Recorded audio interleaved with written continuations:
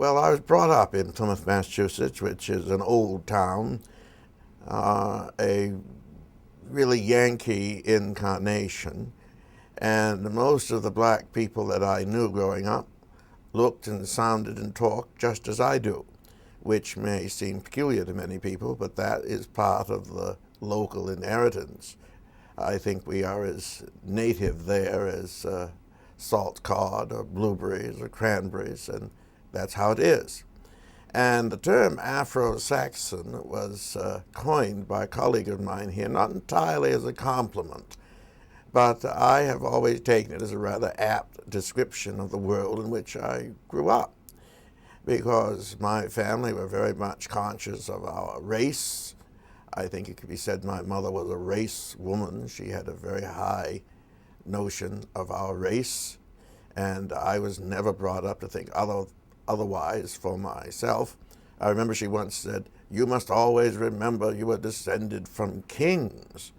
Well, I thought that was wonderful, because she meant African princes and African kings. We could never document that. I suspect the time will come when the truth will really be known. But it's not a small thing for a little boy to grow up thinking he is a descendant of kings. So I never had any ego problems with my identity. But the culture, even though I was no doubt a descendant of Africans, the culture was a very Yankee, New England, Puritan, Anglo-Saxon culture, and I took to it. I absorbed it, mainlined it, as you might say.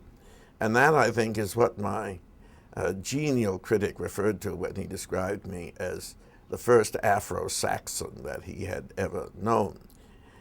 Now, I think he meant by that I was lacking in sufficient readily identifiable African or American black ethnic qualities, that my speech doesn't conform to what people think is standard African American speech, and that my values seem to derive from the local countryside as opposed to a more, shall we say, Southern or African American identified ethos. It didn't help that I went to college in Maine, which was even more central to the Yankee myth than even Plymouth itself. And then, of course, I've spent all my career here in Cambridge, Massachusetts, at Harvard College, which is, of course, the institutional expression of all of that. So, for better or worse, as the kids like to say, it is what it is. I am what I am. I am what I am. And it confuses people, which gives me great pleasure.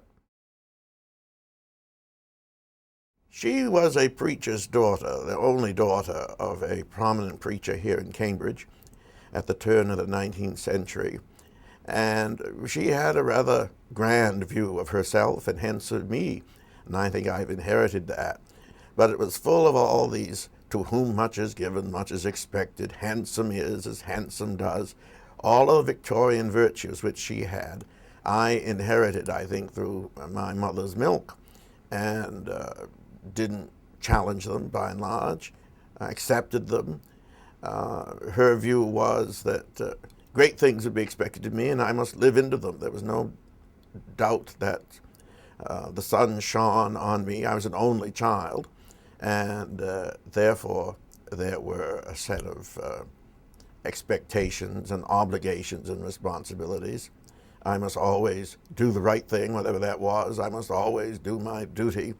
And since I was her only child, I was the object of her total attention, and that was considerable. So I regarded her as my best teacher and my wisest counselor, and in most instances, except for the odd moment of teenage rebellion, as my best friend. She was a great soul to me. I'm not altogether sure that that's true. She was a preacher's daughter, and preacher's daughters always have ambiguous relationships toward the clergy.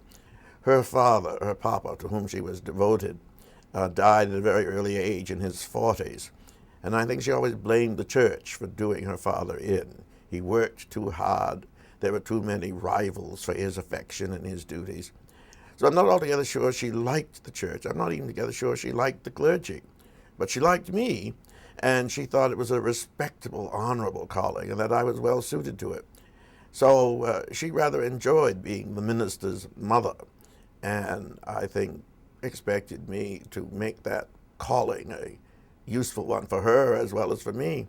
In a way, I always thought my job was to redeem the church, which had disappointed her and which had treated her father not as well as she thought he should have been treated. I never knew my grandfather, so I never knew how accurate that reading was, but I certainly got that impression.